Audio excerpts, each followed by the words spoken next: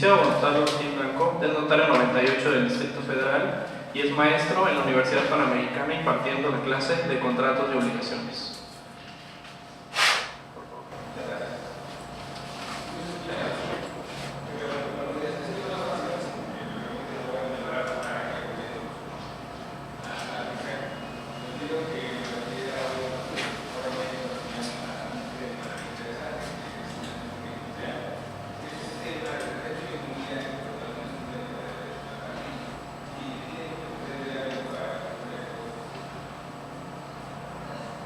Bueno,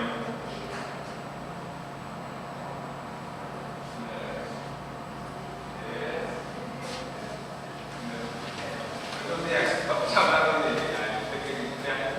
Entiendo que ya vieron ustedes hipoteca, ¿verdad? No me está llegando. Bueno, con este tema visto de hipoteca, nosotros podemos... Este es el de la cámara. La hipoteca industrial, a la luz de los principios de la hipoteca civil, para poder acreditar varias cuestiones. Lo primero que nos vamos a preguntar es, uno, si la hipoteca industrial es o no es una hipoteca. Aunque se llame así, luego el legislador le pone nombre a las cosas que no corresponden conforme a su naturaleza. Dos, si esta supuesta hipoteca, o en caso esta garantía,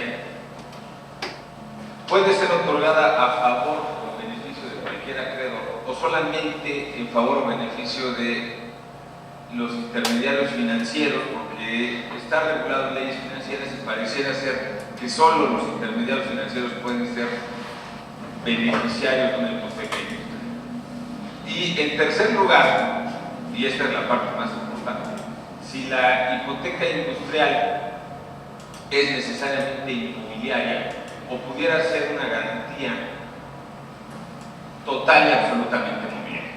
Entonces, vamos a empezar el análisis de los temas que les acabo de decir, y si no tienen inconveniente, para no hacerlo aburrido, me gustaría que esto más que una exposición sea un diálogo y estemos intercambiando ideas para que nos vayamos guiando correctamente con el tema.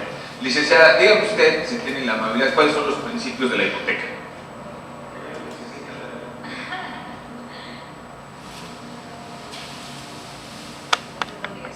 La hipoteca, nos dice la licenciada, es una garantía que se otorga para el cumplimiento de una obligación, pero la garantía hipotecaria tiene tres principios. ¿Usted lo sabe, licenciado? Bueno, mejor aún. Bueno, ese es uno, el principio de publicidad. Pero tenemos otros dos que son muy importantes. El principio de indivisibilidad, ¿Qué podemos modificar aquí? que se predica de todas las hipotecas. Todas las hipotecas deben de ser indivisibles. Y el principio de especialidad. ¿Cómo se llama? ¿No se llama Raúl Luna? No sé. Bueno, Es que ahorita acabas de entrar principios dos más ya. en la hipoteca, Chetumal. Es que no sé. que Raúl hace Luna, lo que Está es en la línea. hasta ahora. Pues es que Si no no puede tiene dejar aquí. inconveniente, voy a estamos explicarlo ajustando todavía unas brevemente cosas. para luego ¿Qué le digo? referirnos a la hipoteca industrial y ver si cumple con esto. ¿Quién me Dado que si no cumple con los principios que acabo de decir, no es una verdadera hipoteca. ¿Qué es? El primer principio que mencioné, es decir, el principio de especialidad, nos dice que la garantía hipotecaria debe necesariamente estar constituida sobre un bien determinado, específico.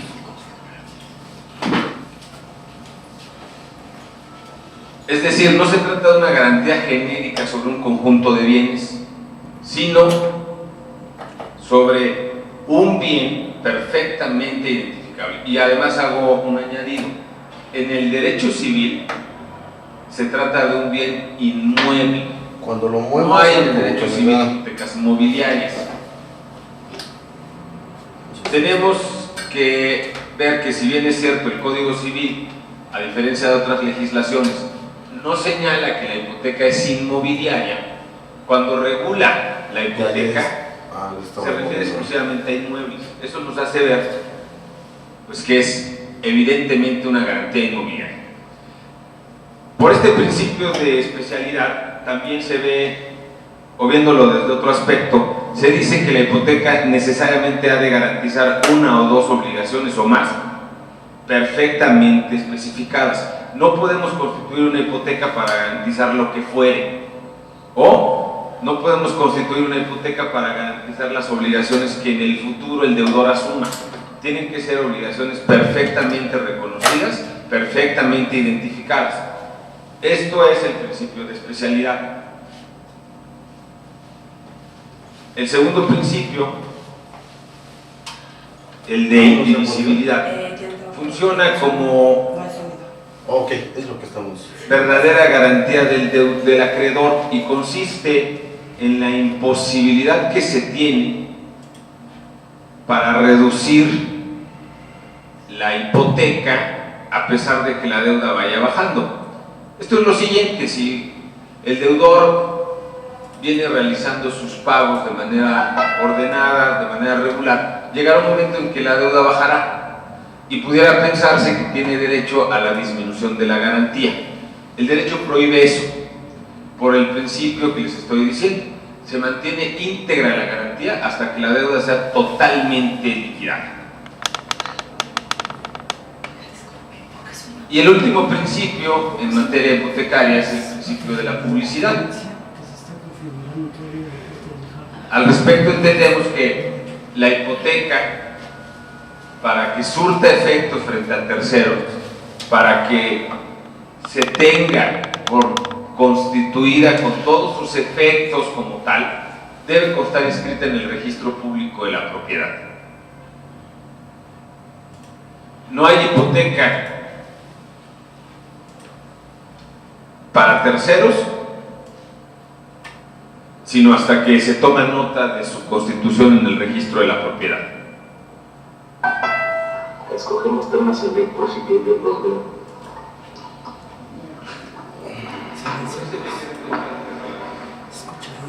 Bueno, esos son los principios en materia hipotecaria. Están reconocidos en nuestro Código Civil, están reconocidos por la doctrina universal. No hay autor ni país de derecho latino que desconozca o critique o deje de manifestar su aceptación con estos tres principios. Están universalmente reconocidos. No hay ninguna duda que toda hipoteca debe de cumplir con estas tres características. Debe ser una garantía que se constituya sobre uno o un conjunto de bienes especialmente determinados. Debe ser una garantía para una o más obligaciones perfectamente identificadas. Es una garantía que no se va reduciendo conforme al transcurso del crédito y requiere necesariamente de la publicidad. Añado otra cosa que subrayé desde un principio. El Código Civil exige que la garantía hipotecaria sea inmobiliaria. Así ha sido así desde siempre. Hay que recordar que en el derecho romano no existía propiamente la hipoteca, era una especie de la prenda. Con el desarrollo del derecho empieza a darse la idea de la garantía inmobiliaria para la hipoteca y se crea un registro, el registro público de la propiedad, que garantiza la titularidad de los bienes inmuebles y además permite tener acceso a los acreedores hipotecarios para garantizarles su derecho. La hipoteca industrial no es una garantía del derecho civil, es una garantía del derecho mercantil, que en comparación a la hipoteca civil, desde luego no tiene la misma antigüedad, y que se constituye sobre un conjunto de bienes, muebles o inmuebles, considerados en su unidad como una industria, para garantizar el cumplimiento de una obligación que se tiene, y se determina en la ley de instituciones de crédito y en otras más que la regulan, que comprende el dinero en caja, los créditos de la empresa, inclusive el derecho de la concesión, bueno, la ley dice la concesión, si es que la empresa fuera concesionada.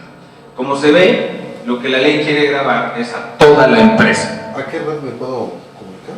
El legislador le llamó hipoteca industrial y, como le dio este nombre, nos hace pensar que se trata de la misma garantía regulada en el derecho civil a la que hace un momento me refería. No hay mucha doctrina ni textos jurídicos sobre esta garantía. y la práctica que se tiene con las instituciones de crédito pues no es una práctica uniforme, cada banco tiene criterios distintos. Entonces nos tenemos que ir orientando para determinar los alcances de la garantía, y me parece, repito, que la mejor manera es ir haciendo un comparativo. Voy a pedir, ¿alguien tiene una ley de instituciones de crédito? ¿Podría leer el artículo 67? Así me permite a mí tomar mi café y usted se oye para que vea lo terrible que es estarse oyendo.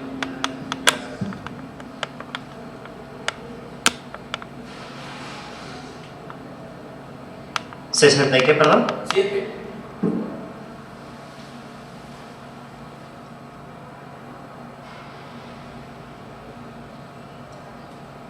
Artículo 67. Las hipotecas constituidas a favor de las instituciones de crédito sobre la unidad completa de la empresa agrícola, ganadera o de otras actividades primarias, industrial, comercial o de servicios, deberán comprender la concesión o autorización respectiva en su caso. Todos los elementos materiales, muebles o inmuebles afectos a la explotación, considerados en su unidad. Podrán comprender además el dinero en caja de la explotación corriente y de los créditos a favor de la empresa, originados por sus operaciones, sin perjuicio de la posibilidad de disponer de ellos y sustituirlos en el movimiento normal de las operaciones, sin necesidad del consentimiento del acreedor, salvo pacto en contrario. Gracias. Gracias. Gracias. Ya terminó el artículo, ¿verdad? No, eso es muy importante. Las instituciones de crédito acreedoras de las hipotecas a que se refiere este artículo permitirán la explotación de los bienes afectos a las mismas conforme al destino que les corresponda, y tratándose de los bienes afectos a una concesión de servicio público, las alteraciones o modificaciones que sean necesarias para la mejor prestación del servicio público correspondiente. Sin embargo, las instituciones acreedoras podrán oponerse a la venta o enajenación de parte de los bienes y a la fusión con otras empresas, en caso de que se origine con ello un peligro para la seguridad de los créditos hipotecarios. Las hipotecas a que se refiere este artículo deberán ser inscritas en el registro público de la propiedad del lugar o los lugares en que estén ubicados los bienes. Será aplicable lo pertinente a las hipotecas a que se refiere este artículo, lo dispuesto en el artículo 214 de la Ley General de Títulos y Operaciones de Crédito. Gracias. Bueno, ahí está el texto de la norma que les comentaba yo y que en resumidas cuentas nos dice que con esta garantía quedan afectados todos los bienes muebles e inmuebles de una empresa para quedar afectos al cumplimiento de una obligación asumida con una institución de crédito. Este texto, el artículo 67 de la Ley de Instituciones de Crédito, lo encontramos también igual en la Ley General de Organizaciones y Actividades Auxiliares del Crédito. ¿Cuáles son las organizaciones auxiliares del crédito, licenciado?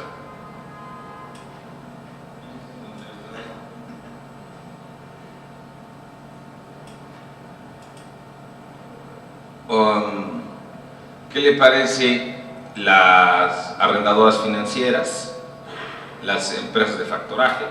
¿Okay? Esas son organizaciones auxiliares de crédito, pero en el gobierno del presidente Fox se hizo una modificación al sistema financiero. Antes había sociedades que se dedicaban por su objeto a una sola actividad, arrendadoras financieras, empresas de factoraje financiero, se dedicaban solo al factoraje o solo al arrendamiento financiero.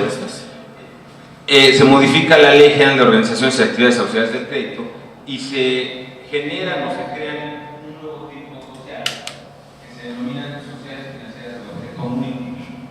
Es decir, una sociedad que se puede dedicar a cualquier actividad financiera, a todas, salvo lo que propiamente constituye el servicio bancario, que es la restricción que encontramos también a propósito de las OMOS. Ustedes listan la cantidad de actividad industrial. ¿Cuál? Y la tercera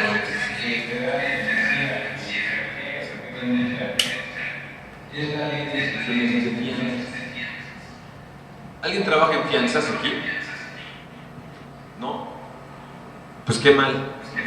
Pero bueno, en materia de fianzas, yo quería que alguien trabajara para que lo explicara en lugar de explicarlo yo y sería más claro. Pero bueno, el asunto está que la fianzadora, cada vez que otorga una fianza, tiene que recibir una contragarantía. Que es una ADC. La ley, salvo que se trate de fianzas penales, le exige que garantice o contragarantice la obligación que está asumiendo. Entonces ustedes le piden a la fianzadora, oye, dame una fianza porque estoy concursando en una licitación y necesito acreditarle al gobierno que mi empresa tiene solvencia y me pidieron la fianza. Otorgan la fianza siempre y cuando ustedes le garanticen o contragaranticen a la fianzadora que en caso de que ella tenga que cumplir con la obligación, ustedes le van a pagar con algo. Esa garantía desde luego puede ser prenda, hipoteca o hipoteca industrial. Entonces está prevista también la hipoteca industrial a propósito de las instituciones de fianzas por aquello de la contragarantía que les exige la ley y que espero que con lo que acabo de explicar de manera muy burda nos quede claro por lo menos que está prevista en esas tres leyes. ¿Contador? ¿Estas cosas también se registran en el registro público de la propiedad? Esa garantía.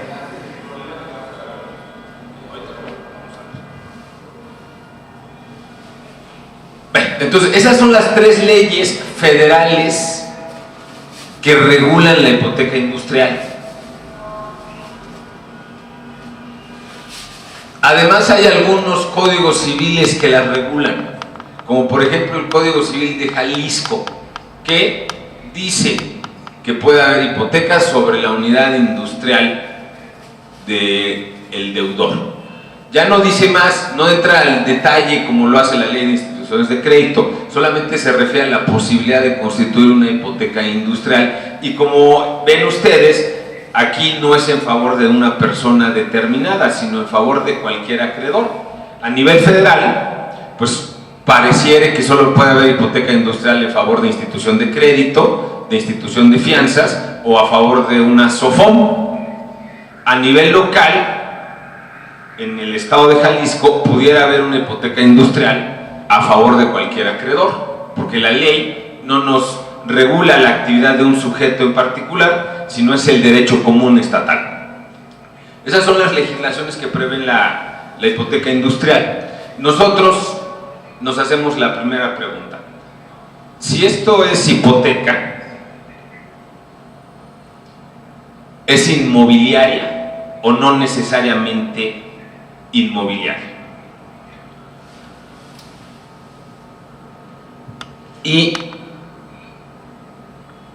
se trata de una cuestión de criterio. En la práctica bancaria se alega o se discute que la ley permite que no sea necesariamente inmobiliaria al decir que quedan afectados todos los bienes muebles o inmuebles, lo que haya. Por otro lado, las personas que somos de corte civilista decimos no, si es hipoteca es porque hay inmueble, si no es prenda. ¿Okay? La ley de instituciones de crédito, que en el artículo 67 el licenciado nos hizo favor de leer, sufrió una modificación en el año 2003. Se modificó el segundo párrafo que leyó el licenciado. En la primera versión de este artículo se decía que las hipotecas industriales deberían de ser inscritas en el registro público de la propiedad o en el registro de comercio. Y entonces se argumentaba, mira, puede haber hipoteca industrial mobiliaria o puede haber hipoteca industrial inmobiliaria. Si es inmobiliaria, se inscribe en el registro público de la propiedad. Si es mobiliaria, la inscribes en el registro de comercio. Y la misma ley te lo dice, así es que no hay ningún problema. Se modifica esta fracción y lo que dice la fracción hoy en día es que estas hipotecas industriales deberán de ser objeto de inscripción en el registro público de la propiedad. Ya no se refiere al registro mercantil. De tal manera que le restamos un argumento a los defensores de la hipoteca mobiliaria, que es el texto legal. Ahí lo tengo otra vez.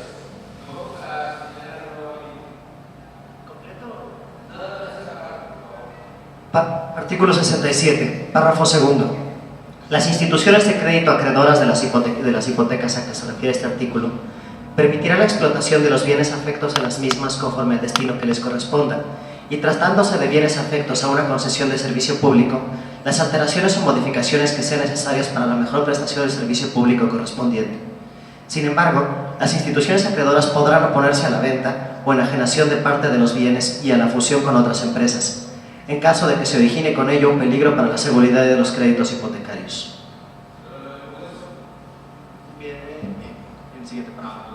Las hipotecas a que se refiere este artículo deberán ser inscritas en el registro público de la propiedad del lugar o los lugares en que estén ubicados los bienes.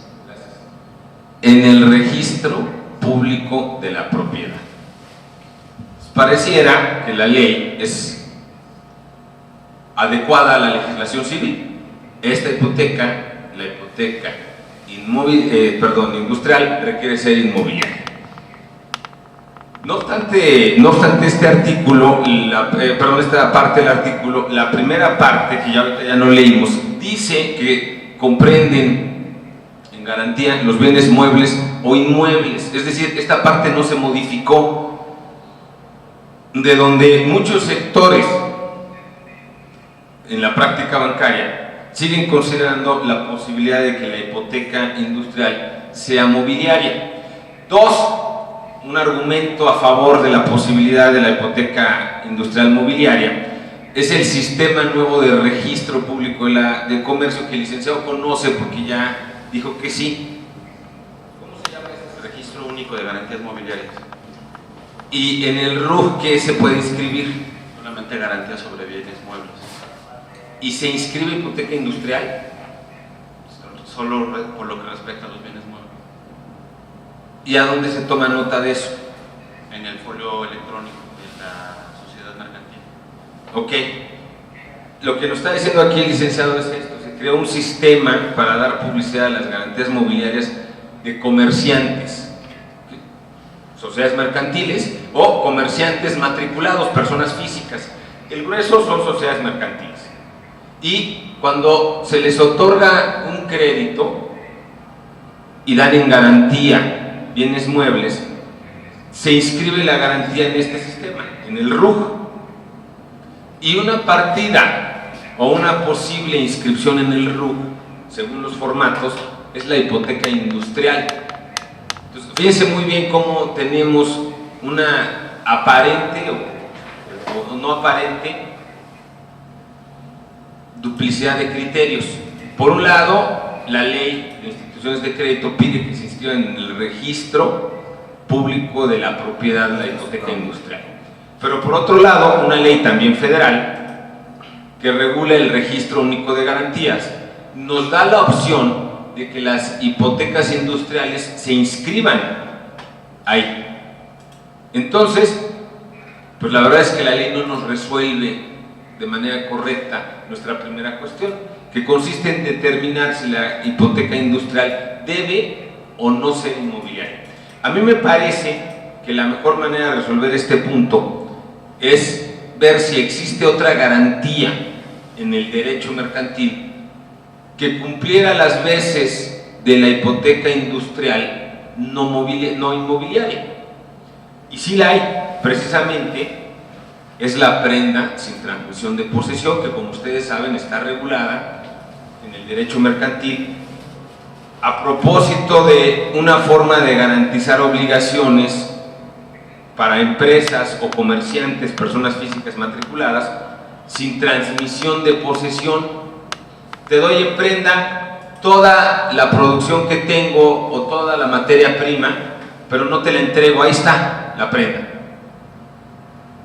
Una de las opciones que nos da la ley de títulos y operaciones de crédito, es que cuando se constituya la prenda sin desposesión sobre todo el activo, sobre todos los bienes de la empresa, ya no se haga el detalle de los bienes que la conforman. Entonces, la ley nos da la oportunidad de tener una garantía que comprenda excepto el mobiliario o los elementos de producción muebles de una empresa, y se llama prenda sin desposesión. Y también nos da aparentemente la posibilidad de hacer lo mismo a través de una figura que se denomina hipoteca industrial. Hay que hacer una mención para ser contundentes. La prenda, en los términos que está regulado, aparece posteriormente a la hipoteca industrial. Entonces, una interpretación correcta es en este sentido. Si quieres dar en prenda todos los bienes o todo el activo de tu empresa y no hay inmuebles, accede a la prenda sin transmisión de posesión. Esa es la garantía correcta natural. Si vas a hacer lo mismo, pero hay inmueble, vamos a constituir una hipoteca industrial. ¿Okay? No obstante, esto que les acabo de decir, que les repito, es una cuestión de criterio.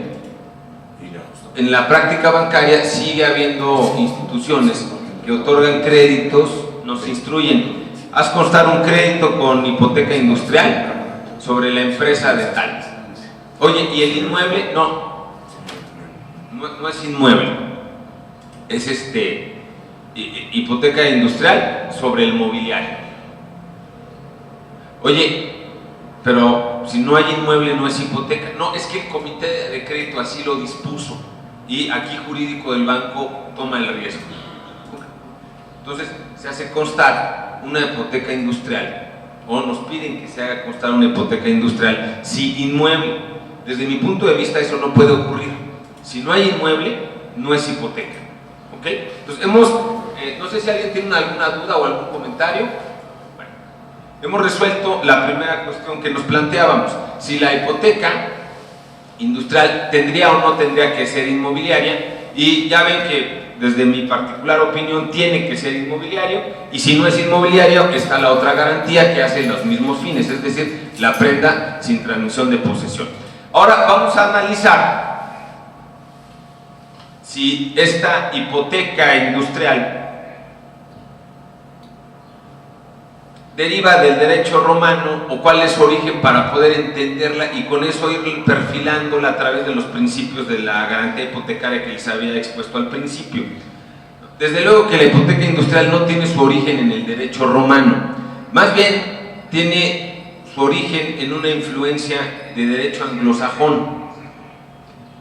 El derecho romano tiene un sistema de garantía sobre la cosa.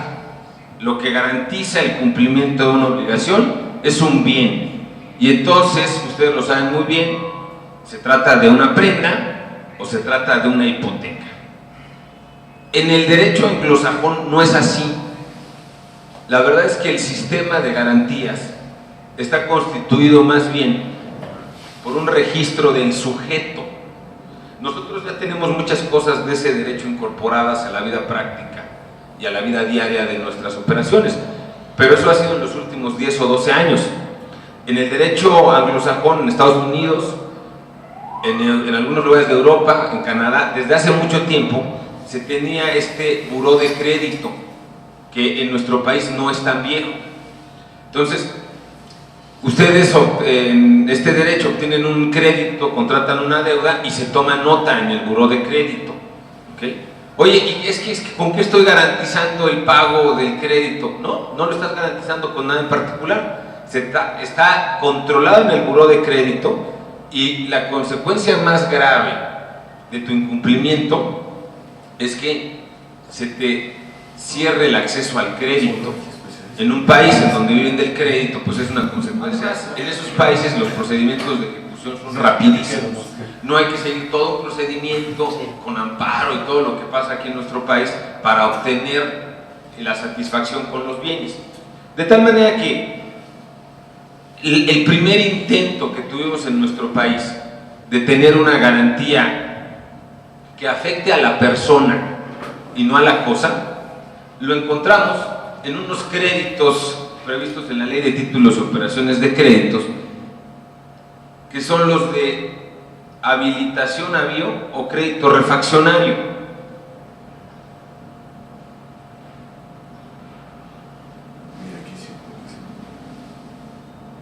Estos créditos que tienen un fin específico, el crédito de habilitación y el crédito refaccionario son créditos destinados a la empresa para la adquisición de materias primas, pagos de deuda, activo fijo en el caso del refaccionario.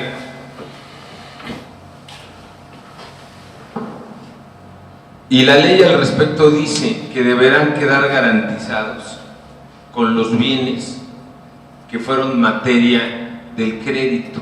Oye, te di dinero para que comprara semilla. Dice la ley que esa semilla debería de constituir la garantía del crédito. Es evidente que la semilla se destina para la plantación y entonces la garantía se viene modificando y se viene transformando. En virtud de ello, la ley, aunque llama a la garantía prenda cuando es mobiliaria, en virtud de ello, la doctrina ha considerado que en realidad lo que el legislador quiere hacer es generar una carga flotante para la empresa. Tu empresa contrataste un crédito de habilitación, un crédito refaccionario, lo voy a inscribir en el Registro Público de Comercio para darle publicidad y voy a decir que la empresa tiene esta carga hasta 5 millones de pesos. Las primeras garantías, la materia prima, las semillas o lo que hubiera constituido el objeto al que se destinó el crédito, se van a transformar. Vamos a pensar que la fábrica que obtiene el crédito se dedica a la facturación de camisas. Pide un crédito para comprar algodón o para comprar tela y luego lo transforma, le adhiere otros elementos, los botones, el acabado, y transforma en camisas. Y no tan solo eso, luego las vende. Entonces, la garantía va mudando. Primero era algodón, luego tela, luego de tela pasó a ser camisa y luego se fue, porque la empresa se dedica a la venta de camisas y la ley permite, como dice el artículo que el licenciado, lo voy a invitar a que sea lector, licenciado, porque yo esté muy bien. Como leyó el licenciado correctamente, las instituciones de crédito deben de permitir que las empresas operen normalmente, ¿no? A lo mejor de una manera mejor dicha, pero esa es la idea. Yo te doy un crédito para que tú adquieras bienes y te doy derecho a que esos bienes los transformes en la operación natural de la empresa y no tengo ningún derecho a impedirte la transformación de la garantía, que para efectos jurídicos esto es. Cuando analizamos esto a la luz de los principios de la prenda, nos damos cuenta que no puede ser. En el derecho prendario, una de las obligaciones del acreedor, si es que tiene la conservación de la guarda de la cosa, es la conservación. No puede modificar la cosa dada en garantía. Aquí al contrario, en los créditos de habilitación no había, pues hombre, no es que se esté fomentando que se transforme, pero se está permitiendo, y el crédito es para eso, para que las empresas obtengan capital de trabajo, hagan lo que tengan que hacer en el curso natural de sus operaciones y la garantía se vaya transformando. Como la garantía se va transformando, a la conclusión a la que llegamos, a la conclusión de que la doctrina antes ha mencionado, es precisamente esta. No se trata de una garantía del derecho romano que nosotros conocemos, tan formal, tan solemne, que recae sobre la cosa y hay que cuidar la cosa, y si la cosa es inmueble, que se inscriba en el registro público de la propiedad y tal. No. Se trata de una garantía que grava a las personas, en este caso a los acreditados, como si fueran carga flotante, como si ustedes accedieran a un buró que hoy tenemos, pero antes no, y viéramos cuáles son las deudas que tiene esta empresa. Ah, pues gente que contrató un crédito con tal institución de crédito hasta por 10 millones de pesos. Ah, eso me pone a mí en alerta para el otorgamiento de un posterior crédito. Esa es la sanción, ese es el modo, la mentalidad en que opera el sistema anglosajón, no tanto con la ejecución de la garantía, sino con la negación al crédito futuro. Si tú no cumples tu obligación, te pongo una nota en el buró de crédito y ya no vas a poder obtener otro crédito. Bueno, y además, si es necesario que remate el coche o la casa, el procedimiento es mucho más rápido que nuestro derecho. Aquí en nuestro derecho no teníamos prenda y teníamos la hipoteca. Y a alguien se le ocurrió exportar esta figura. los créditos de habilitación y avío y esta garantía como prenda flotante. Lo voy a agarrar del lector otra vez. En la ley de títulos me puede buscar alguna disposición de crédito de habilitación que diga que permita la operación normal del negocio. Artículo 321. En virtud del contrato de crédito de habilitación o avío, el acreditado queda obligado a invertir el importe del crédito precisamente en la adquisición de las materias primas y materiales y en el pago de sus jornales, salarios o gastos directos de la explotación indispensables para los fines de... ¿Que puede continuar? Indispensables para los fines de la empresa. Artículo 321. En virtud del contrato de crédito de habilitación o avío, el acreditado queda obligado a invertir el importe del crédito precisamente en la adquisición de las materias primas y materiales y en el pago de los jornales, salarios o gastos directos de la explotación indispensables para los fines de su empresa. Según la ley, esa garantía cuando recae sobre bienes muebles es una prenda. No es cierto, no puede ser una prenda si las cosas están cambiando, pero bueno.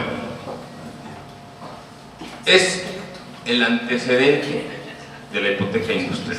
Es la misma forma de operar. ¿Ok? Cuando se regula ya la hipoteca industrial, no se le da destino al crédito. Las empresas pueden solicitar un crédito de una institución para lo que quieran y garantizarlo con la industria de la empresa. Todos los bienes, muebles o inmuebles. ¿Ok? En realidad, en este sistema, en el sistema del crédito de habilitación o avío y en la hipoteca industrial, previa a la ejecución de la garantía, es decir, antes de que el deudor incumpla y ya lo saquemos y con el pleito lo vayamos ya a rematar, antes de eso, la garantía es indeterminada. Porque si yo fíjense, vamos a poner un caso dramático en este crédito de habilitación. Te di dinero para que pagaras sueldos vencidos. ¿Ok?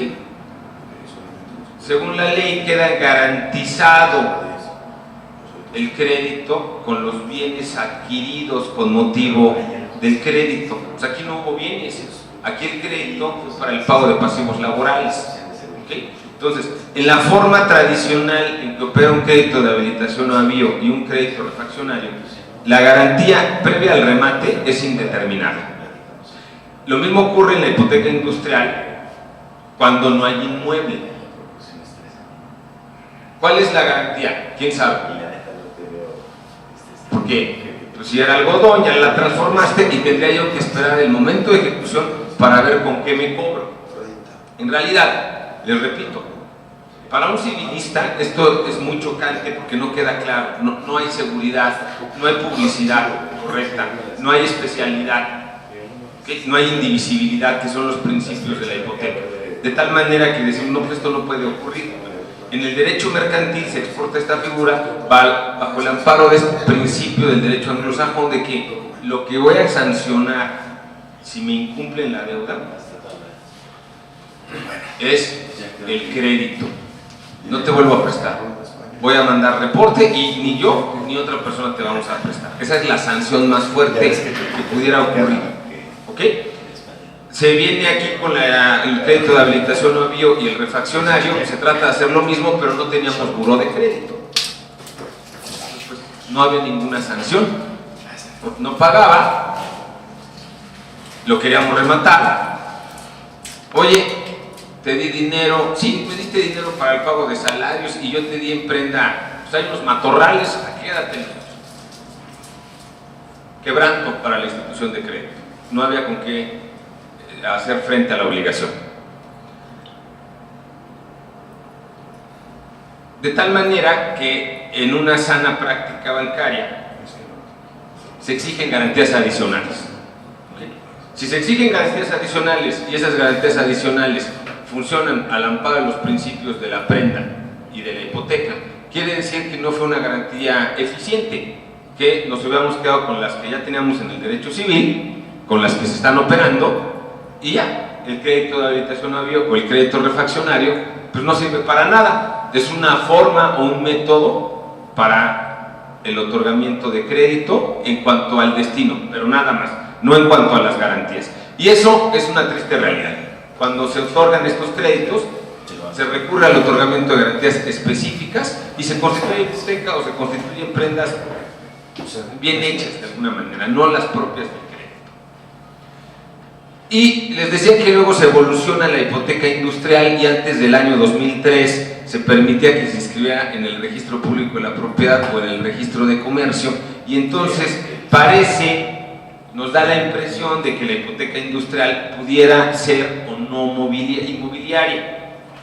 Con la reforma del 2003 ya se dice que se inscribe en el registro público de la propiedad, lo que nos hace pensar que la hipoteca necesariamente va a ser inmobiliaria.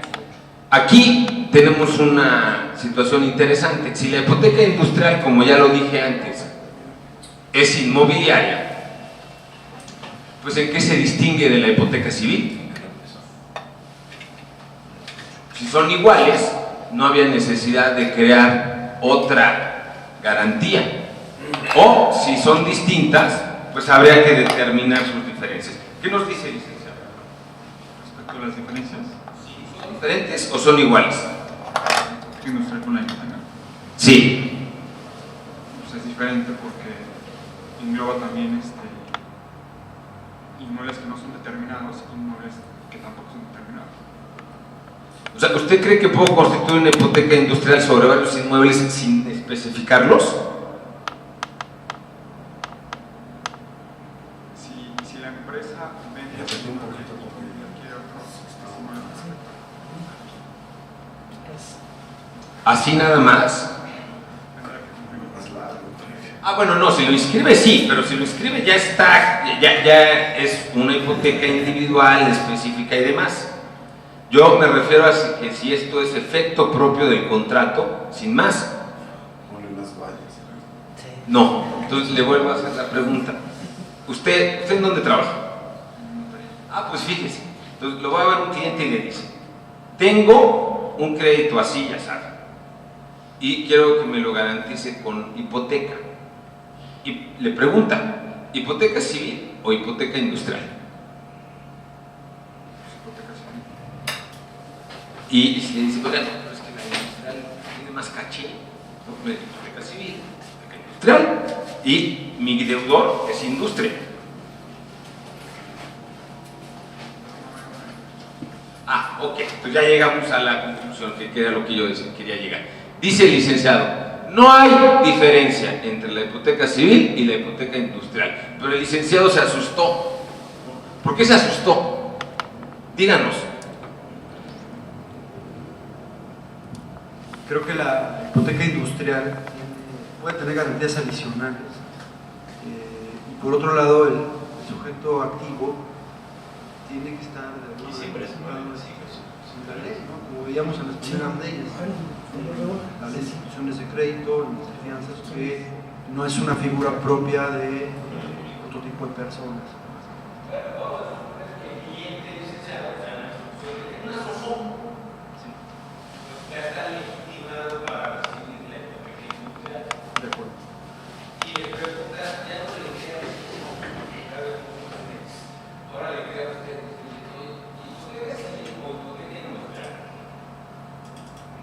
Bueno, la hipoteca industrial en este sentido tendría la ventaja que puede ser mucho más amplia. A ver, ese tema me interesa. Se refiere al asiento de la garantía. El asiento de la garantía es el sustento, lo que queda grabado. En la hipoteca civil, ¿qué queda grabado? Queda grabado el inmueble. El inmueble. Sí. ¿Qué más?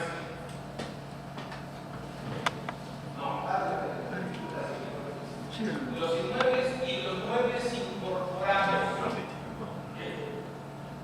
Los frutos, ¿cuáles? los autos industriales. Los industriales. Sí, sí. Vamos viendo el código de la licenciada. No solamente del código civil, sino que da una plática sin código civil.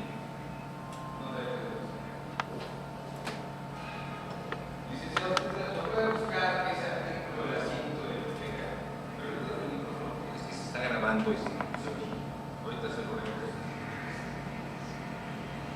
Perdón. Aquí tiene. Pues no sé.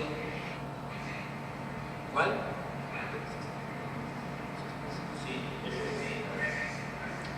Artículo 2896. La hipoteca se extiende aunque no se exprese. Fracción primera, a las accesiones naturales del bien hipotecado. Fracción segunda, a las mejoras hechas por el propietario en los bienes gravados. Fracción tercera, a los objetos muebles incorporados permanentemente por el propietario de la finca y que no puedan separarse sin menoscabo de esta o deterioro de sus objetos.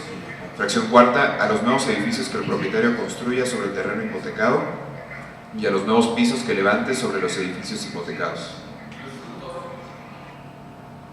No los comprende, bueno, salvo pacto en contrario, en el artículo siguiente, 2897, salvo pacto en contrario, la hipoteca no comprenderá los frutos industriales de los bienes hipotecados, siempre que esos frutos se hayan producido antes de que el acreedor exija el pago de su crédito.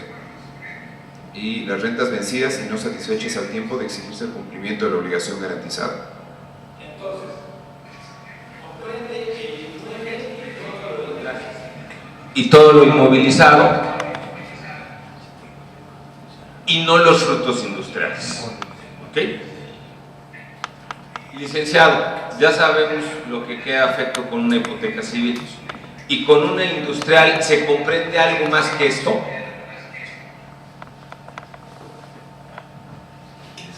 Sí, desde luego, con el artículo 67 de las instituciones de crédito, se puede garantizar la unidad completa. Todos los elementos materiales, como muebles que impliquen las actividades primarias o industrial de este. Todo lo que hay.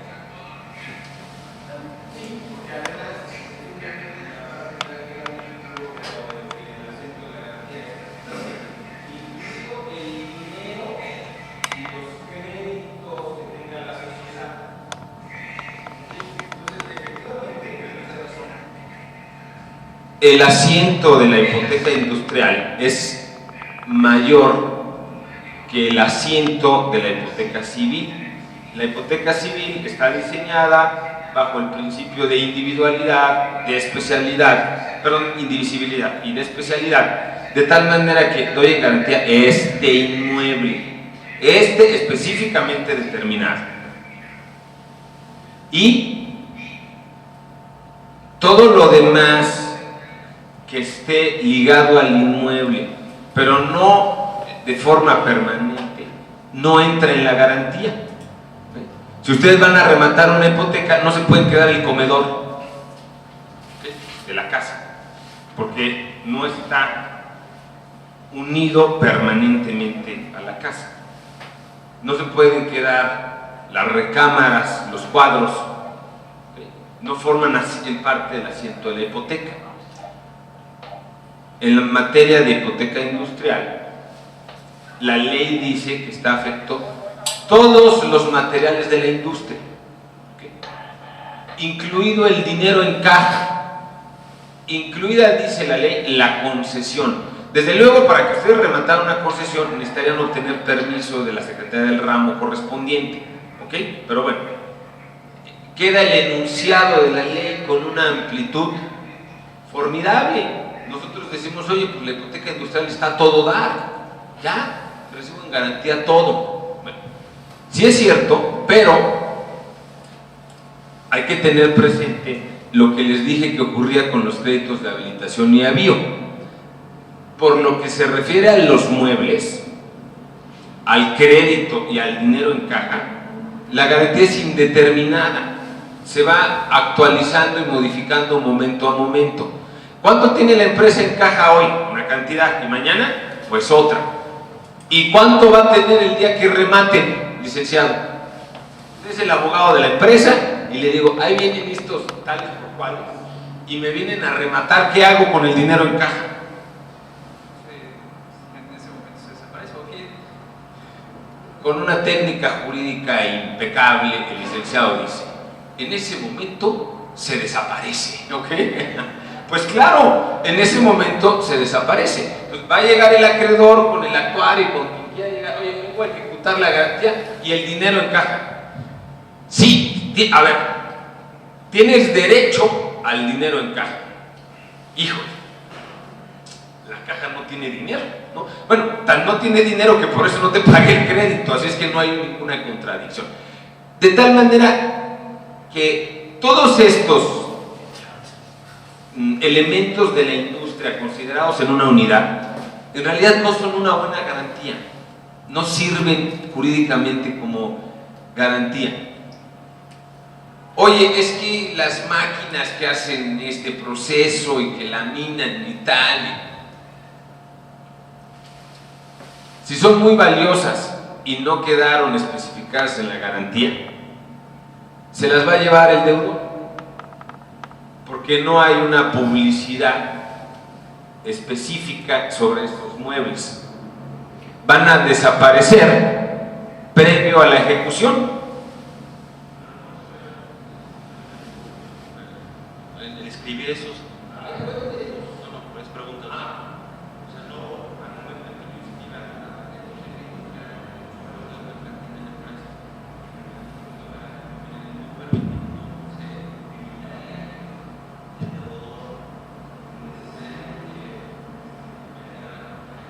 ¿Usted ha hecho inscripción de hipoteca industrial en el RUF?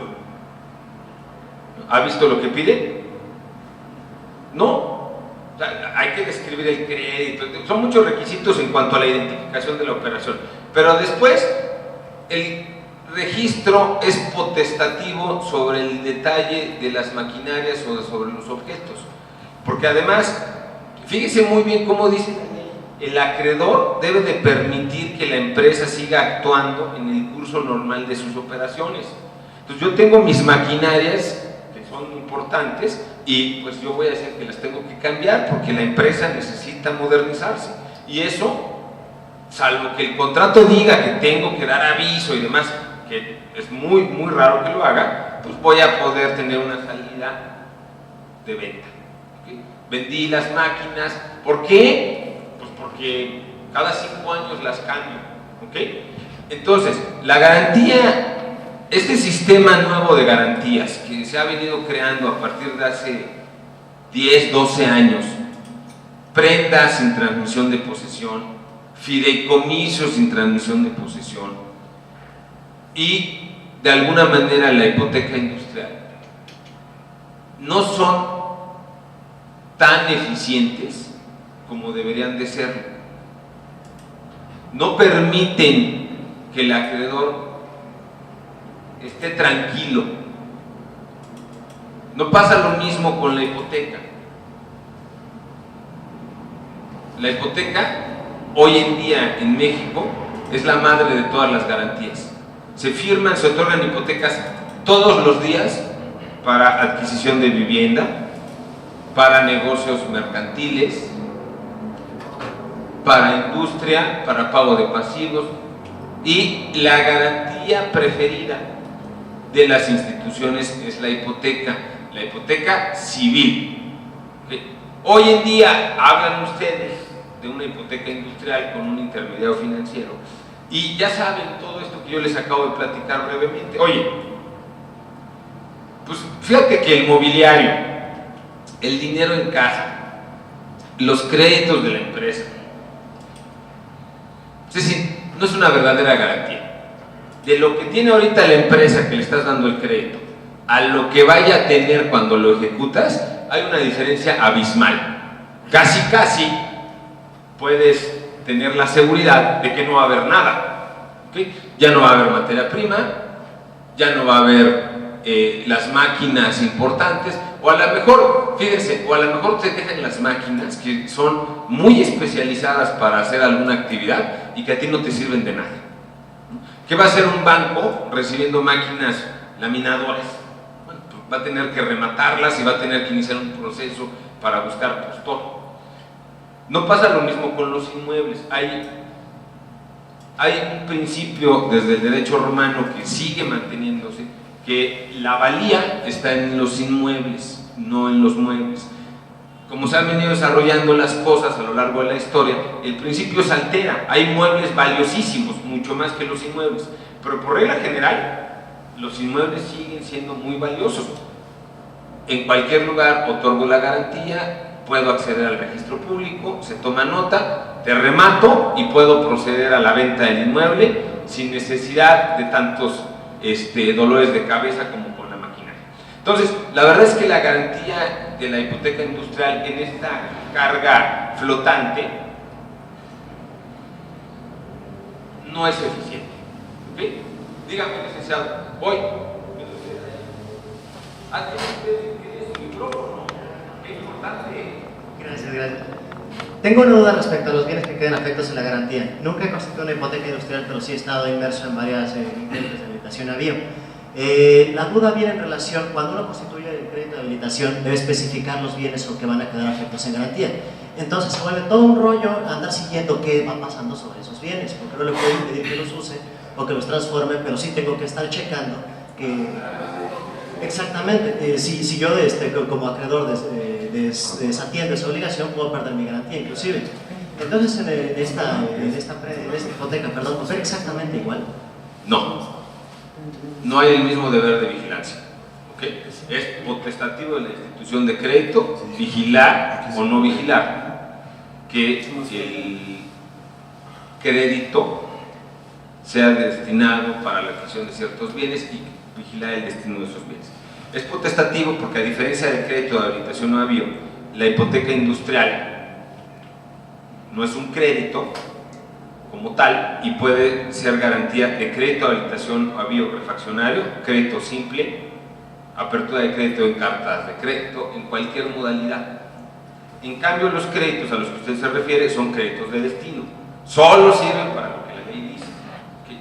Yo puedo tener acceso a muchas formas de crédito y garantizarlos con una hipoteca industrial. Entonces, pues una apertura de crédito normal no le obliga al acreedor a la vigilancia y entonces no está de ninguna manera vinculado con la observancia de que las cosas en la hipoteca industrial no se vayan a perder. ¿Okay? Bueno, les decía yo que íbamos a hacer una exposición y luego a contestar algunas preguntas, ¿no? ¿Cuál era la primera pregunta, licenciado? Ya se le olvidó.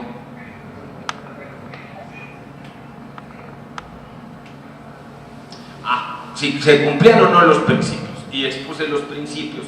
La respuesta es, depende. Si la hipoteca es inmobiliaria, la hipoteca industrial, pues claro que se cumplen los principios.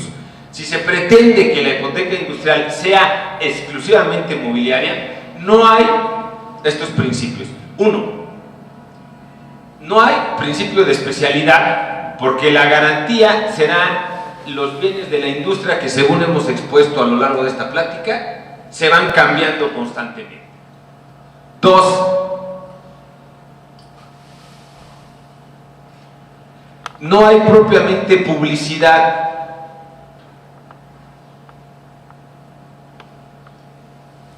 Porque si bien es cierto que existe este registro a que el licenciado se ha referido el día de hoy, el Registro Único de Garantías, como un esfuerzo de la Secretaría para que tengamos acceso seguro a constituir prendas sin estar en la opacidad.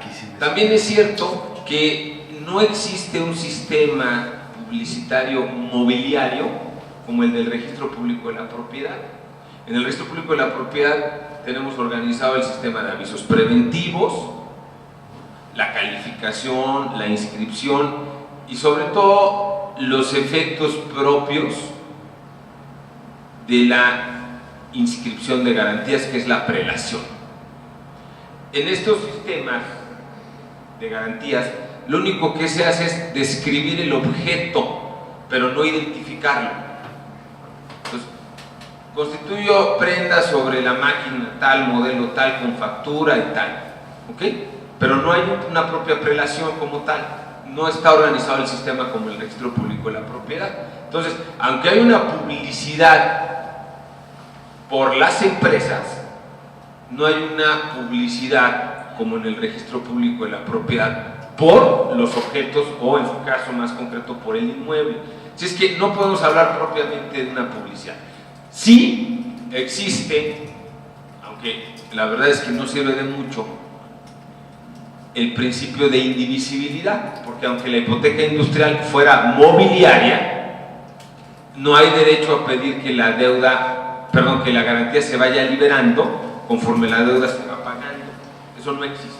¿Okay? Así es que si la hipoteca industrial nosotros admitiéramos que pueda ser exclusivamente mobiliaria, no cumpliría con los principios de la hipoteca. Así es que no nos serviría de mucho como hipoteca. Y luego tenemos la segunda pregunta, licenciado, ¿cuál era? Si la hipoteca industrial abarca y la describimos los bienes inmuebles, pues sí estamos cumpliendo con la publicidad.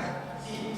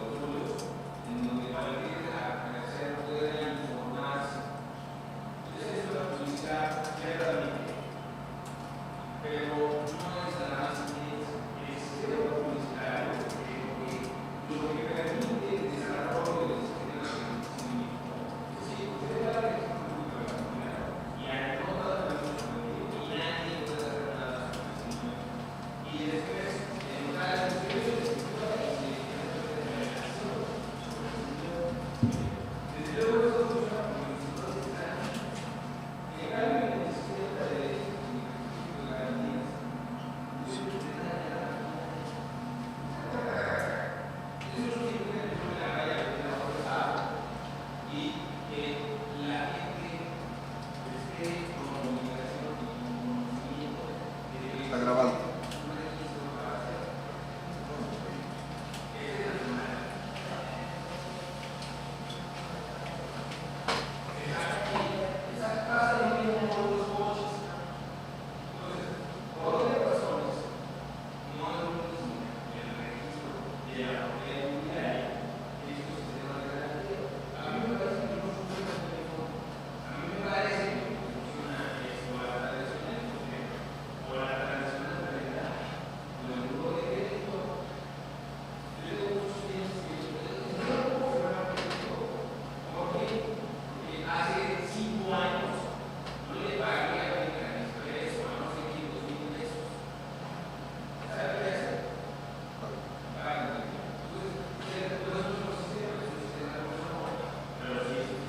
Sí, definitivamente para ejecutar una garantía de este tipo es casi imposible la recuperación, por eso es que muchas instituciones de crédito te piden que vaya aparejada con un bien inmueble. O sea, es un requisito que es política interna de los bancos. Como un plus, sí, exactamente. Que pasa lo mismo con los buques, o sea, cuando hipotecan un buque, ¿no? Que también es debatido sobre el buque, si se hipoteca o no, si es mueble o es inmueble, ¿no? Sí. Claro. Bueno, entonces ya hemos resuelto la primera cuestión. La hipoteca industrial, si es inmobiliaria, sí es hipoteca. Si no hay inmueble, no es hipoteca. Y si, vamos más allá, y si es inmobiliaria, en realidad no le añade nada a la hipoteca civil. Salvo lo que el licenciado nos decía ahorita, que se escandalizaba. No, se comprenden más cosas. Bueno, sí, en el texto de la ley se comprenden más cosas, pero a la hora de los fracasos, ya ve usted que aquí el licenciado dijo, no, pues el dinero en caja va a desaparecer. No sé bajo qué interdicto lo desaparezca el licenciado, pero usted lo va a desaparecer. Así es que a la mera hora, la hipoteca civil no desmerece frente a la hipoteca industrial, ¿ok? Hay dos temas que son y que con justa razón me pudieran decir, no, sí desmerece, porque mire, uno, con la hipoteca industrial puedo afectar los créditos que tiene la empresa. Entonces, si la ejecuto y la empresa ejecutada tenía un crédito a su favor, lo voy a ejecutar o adquirir yo como acreedor de esa empresa, ¿ok? con todas las dificultades del caso, pero es correcto. Y dos, si la empresa opera bajo un régimen de concesión, la ley dice que con la hipoteca industrial queda afectada la concesión. Habría que ver concesión en qué materia es. Como ustedes saben, hay dos tipos de concesión, uno para la prestación del servicio público y hay una concesión también para la explotación de bienes del Estado. Entonces, cuando se trata de una concesión para la prestación del servicio público, por lo menos en el Distrito Federal se requiere licitación. Yo no veo muy fácil que ustedes ejecuten una hipoteca industrial de una empresa que actúa bajo concesión y se le vayan a presentar a la Secretaría del Ramo a decirle, oye, expídeme el título de concesión a mí. Entonces la empresa va a decir, ¿y a ti por qué? Ah, es que fíjate que con amparo en el 67 de la Ley de Instituciones de Crédito tenía mi hipoteca y mi abogado me dijo que tal y tal. Así, yo te digo que conforme a la ley que regula el servicio público, para esto se requiere licitación. Entonces, pues lo más que puedo hacer es cancelar la concesión y hacer otra licitación.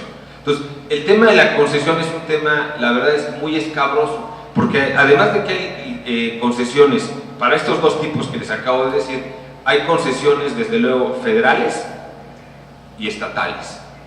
¿Okay? No es lo mismo una concesión para la explotación de minas, que en realidad acaba siendo un permiso, que una concesión, como decía yo, para la prestación del servicio público, en donde es una verdadera concesión y que requieren, de acuerdo a la ley, un proceso de licitación.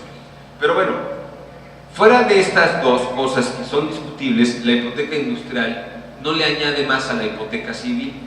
Cuando un cliente les dice, oye, no, es que sí me interesa que sea industrial, por el dinero en caja, pues ya está aquí la realidad. Oye, me interesa que sea hipoteca industrial por los créditos. ¿Sabes qué créditos son? Sí. ¿Tienes conocimiento del acreedor? Sí. Pues que te los dé prenda. ¿Ok? La prenda sobre créditos es muy elemental, se le notifica al acreedor, se le avisa, en fin, el Código Civil la regula. Y podemos obtener lo mismo que en la hipoteca industrial con dos garantías, la hipoteca y una prenda sobre los créditos. Y tres, por lo que se refiere a la concesión para la prestación de la actividad propia de la industria que está dando la garantía, como les digo, no es tan sencillo pensar que me voy a poder ejecutar esa concesión. Tendríamos que ver la naturaleza y los alcances de la concesión en su respectiva ley antes de echar las campanas al vuelo, es decir, pues que no me paguen el Metrobús, total, ejecuto la garantía y me quedo con la prestación del Metrobús. Imposible. Ese, por ejemplo, es una concesión para la prestación del servicio público que requiere licitación. Entonces, esa fue la primera pregunta, si se cumplía o no se cumplía, y ya hemos contestado. ¿Y cuál era la segunda, licenciado? Porque yo tengo un Alzheimer, entonces no sé qué pregunté. ¿Usted se acuerda? Parece Alzheimer incipiente. ¿Usted también padece Alzheimer? No me diga. Oiga, el mío es más complicado que usted, ¿eh?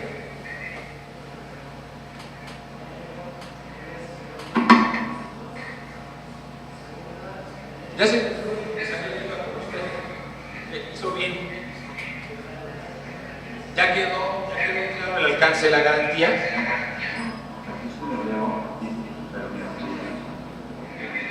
Ya, fíjese cómo tengo yo menos Alzheimer que usted. La siguiente pregunta consistía en los beneficiarios de la garantía. ¿Por qué? Porque está prevista en la Ley de Instituciones de Crédito, está prevista en la Ley de Actividades y Organizaciones Sociales del Crédito y está previsto en las instituciones de fianzas. Entonces, el licenciado por allá ya contestó antes la pregunta. Él dijo, solo estos sujetos están legitimados para ser acreedores hipotecarios de la hipoteca industrial. ¿Verdad, licenciado? Ok. ¿Y si estuviéramos en Guadalajara? En Guadalajara el Código Civil sí la permite. Entonces, si estuviéramos en Guadalajara, no nada más estos sujetos. Yo quiero hacer una reflexión con ustedes porque las SOFOMs que se crearon hace poco las puede constituir cualquier persona. Hay dos tipos de sociedades financieras de objeto múltiple. Unas que están vinculadas con actores financieros, bancos, seguros, fianzas, y otras que no están vinculadas con estos actores financieros. Las primeras tienen que indicar en su denominación que son entidades reguladas. ¿Por qué? Porque si tú eres hijita o hermanita de un banco, te van a vigilar también, aunque seas otra persona moral. Pero hay otras sociedades financieras de objeto múltiple que no tienen esta vinculación con actores financieros y son entidades financieras no reguladas. Los requisitos, aquí está el notario, señor notario, ¿cuáles son requisitos para la constitución de una SOFOM no regulada? No hay un requisito adicional de una sociedad Notariazo, no hay ningún otro, ¿verdad? Ninguno. Entonces, fíjense muy bien, el licenciado, ya que es un técnico del derecho, nos dijo: solo los sujetos previstos en la ley pueden ser acreedores de las hipotecas industriales. Yo tengo interés de darle un crédito a una empresa y aunque ya sé todo lo relativo a la hipoteca industrial, o quizá por eso mismo, tengo interés que la garantía sea una hipoteca industrial. Le consulto al licenciado y el licenciado me dice: ¿usted quién es? Pues yo soy una sociedad anónima común y corriente. Ah, no, usted no puede ser acreedor de la hipoteca industrial. ¿Por qué? Porque solo los sujetos que están previstos en la ley. Entonces me voy con el licenciado a su notaría y le digo: ¿cómo le hacemos, licenciado? Constituye una SOFOM. Entonces tengo mi sociedad anónima con la que he venido operando muchos años y esa sociedad se convierte accionista de una nueva sociedad, hoy legitimada para recibir hipoteca industrial, una SOFOM, Sociedad Financiera de Objeto Múltiple. Acuérdense ustedes que la intención del presidente Fox con esta reforma fue que el sector financiero tuviera participación no solo de grandes capitales, sino de pequeños capitales que pudieran hacer alguna actividad, y por eso empezaron a aparecer casas de empeño por todos lados, porque son sociedades financieras de objeto múltiple, esos son. Y como bien nos dice el licenciado, no hay ningún requisito adicional para la constitución de una sociedad financiera de objeto múltiple. O sea, no tengo que demostrar que tengo 1,000 millones de pesos, ni que mis socios son de acreditada solvencia, ni que tengo un plan geográfico de colocación de dinero, ni todas estas cosas que se le piden a los intermediarios financieros. Lo único que tengo que hacer es ir con un notario, obtener un permiso de la Secretaría de Relaciones Exteriores y constituir una sociedad financiera de objeto múltiple, como constituyo cualquier sociedad anónima. Así es que ya con eso le doy la vuelta a la ley y puedo hacer que cualquier sujeto que se constituya como sociedad financiera de objeto múltiple esté legitimado para ser acreedor de una hipoteca. De tal manera que lo que valdría la pena es que ya nos dijera la ley, el Código Civil, que es una garantía abierta a todo mundo, y me evito andar haciendo esta triangulación que no es ilícita ni falta de ética, pero que sí me ocasiona más gastos y procesos. ¿Quedó claro? Y luego tenemos una última pregunta, licenciado. ¿Ustedes se acuerdan o no?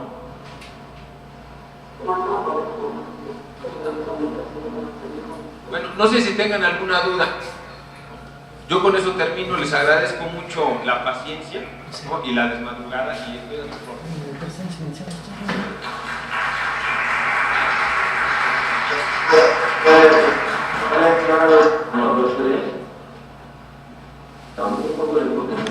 Agradecemos profundamente al licenciado Gonzalo Ortiz su magnífica exposición.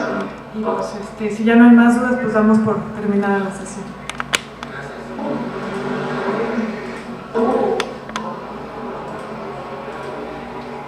Sabemos que